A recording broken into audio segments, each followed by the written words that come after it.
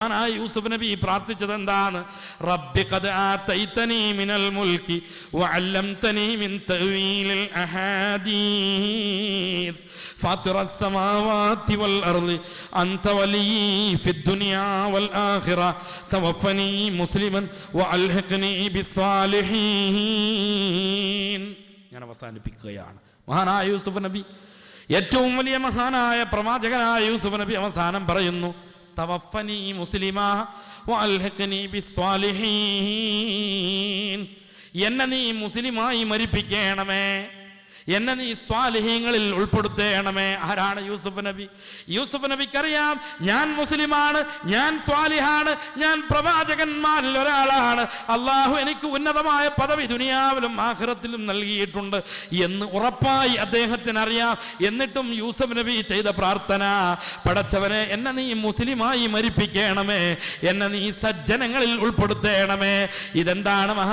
മഹാന്മാരായ മുഫസ്സിരീങ്ങൾ പറയുന്നു, ഇത് അദ്ദേഹത്തിന്റെ ഏറ്റവും വലിയ താഴ്മയാണ്. വലിയ താഴ്മയാണ് അദ്ദേഹം കാണിച്ചത്.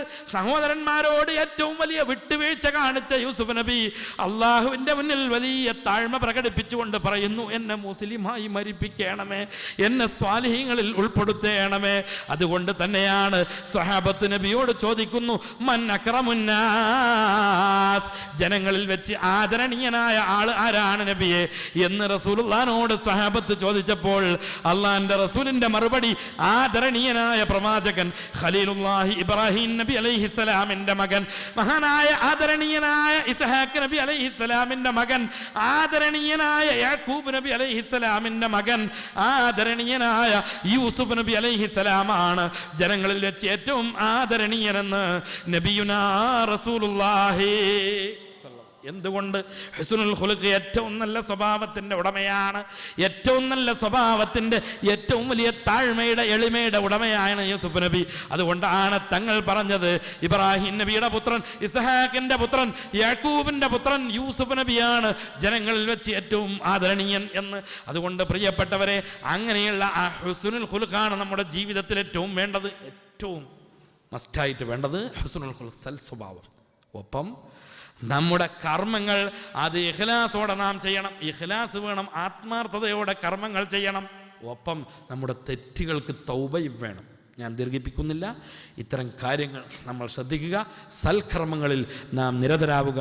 സൽക്കർമ്മങ്ങൾക്ക് ഇരട്ടി ഇരട്ടി പ്രതിഫലം ലഭിക്കുന്ന ഈ വിശുദ്ധമായ റമദാനിനെ ധന്യമാക്കാൻ നമുക്ക് അല്ലാഹു തൗഫീഖ് ചെയ്യുമാറാകട്ടെ. മൻ ഖാമ റമദാന ഈമാനം വഹ്തിസാബ ഗുഫിറ ലഹു മാ തഖദ്ദമ മിൻ ദംബിഹി. മഹാനായ റസൂലുള്ളാഹി സ്വല്ലല്ലാഹു അലൈഹി വസല്ലം പഠിപ്പിച്ചു, പരിശുദ്ധ റമദാനിൽ ആരെങ്കിലും നിന്ന് നിസ്കരിച്ചാൽ, അഥവാ ഖിയാം റമദാൻ, തറാവീഹ് ആരെങ്കിലും നിർവഹിച്ചാൽ അവൻ്റെ സകല പാപങ്ങളും അള്ളാഹു പുറത്തു കൊടുക്കുന്നതാണ്. അതുപോലെ തന്നെ നരകമോചനത്തിൻ്റെ ദിവസങ്ങളാണ് വരുന്നത്. സ്വർഗപ്രവേശനം ചോദിക്കണം, നരകമോചനം തേടണം. അതുകൊണ്ട് അത്തരം കാര്യങ്ങളൊന്നും മറക്കരുത്. അള്ളാഹു തആല ഈ വസന്തമാസത്തിൽ പുണ്യങ്ങളെ കൊണ്ട് ധന്യമാക്കാൻ നമ്മെ അനുഗ്രഹിക്കുമാറാകട്ടെ. ആമീൻ എന്ന് പ്രാർത്ഥിച്ചുകൊണ്ട് ഞാൻ അവസാനിപ്പിക്കുന്ന ഒരു ചെറിയ ദുആ നടത്തി നമുക്ക് പിരിയാം. വളരെ കൃത്യമായി അസ്തഗ്ഫിറുല്ലാഹൽ അദീം എന്ന് 11 വട്ടം മനസ്സറിഞ്ഞ് ചൊല്ലുക.